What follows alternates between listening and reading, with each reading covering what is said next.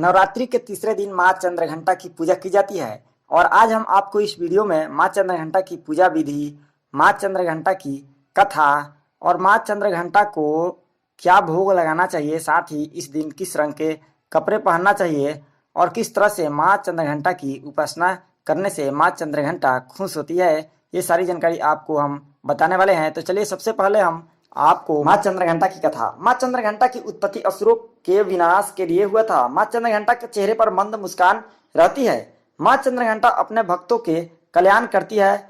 माँ चंद्रघंटा के चेहरे पे मुस्कान के साथ साथ कांतिमय स्वर्ण चंद्रमा के समान माँ के मुख पर, जहाँ पर प्यारी सी मुस्कान है, भक्तों के कल्याण करने वाली माँ के चेहरे पर कल्याण करने वाली प्रतिबिंब है। उसके बावजूद महिषासुर ने माँ के ऊपर आक्रमण किया और माँ पर भयंकर आक्रमण किया, जिसके बाद माँ के इतने मनोहर रूप होने के बावजूद माँ के चेहरे लाल हो गए।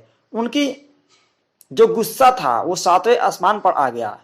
माँ के इस तरह विकराल रूप देखकर राक्षस महिषासुर कांपने लगा।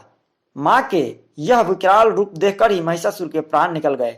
माँ चंद्रघंटा के सर पर अर्धचंद्र है, जिसकी वजह से ही इनको माँ चंद्रघंटा कहा जाता है। तीसरे दिन किस रंग का कपड़ा पहने और माँ को कौन सा भोग लगाएं, चलिए ये भी अब आपको बता देते हैं। इस दिन आपको भूरे रंग के कपड़ा पहनना चाहिए। माँ को सिंह बहुत ही प्यारा है, अति प्रिय है, इसलिए आपको गोल्डन कलर का भी कपड़ा पहनना चाहिए। और रही बात भोग लगाने की, तो आप इस दिन दूध से बनी कोई चीज, जैसे कि दूध से बनी खीर, माँ को भोग लगा सकते हैं। साथ ही आप इस दिन शहद का भी भोग लगा सकते हैं। तो चलिए सबसे पहले माँ चंद्रघंटा की पूजा विधि आपको बताते हैं।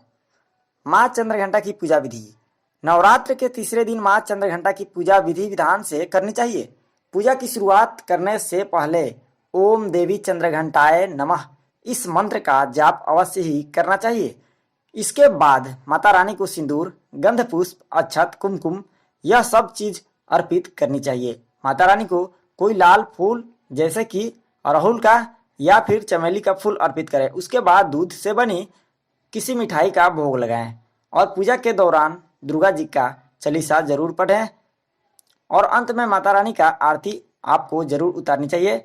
इससे पूजा के दौरान जो भी गलती होती है वह सब समाप्त हो जाता है।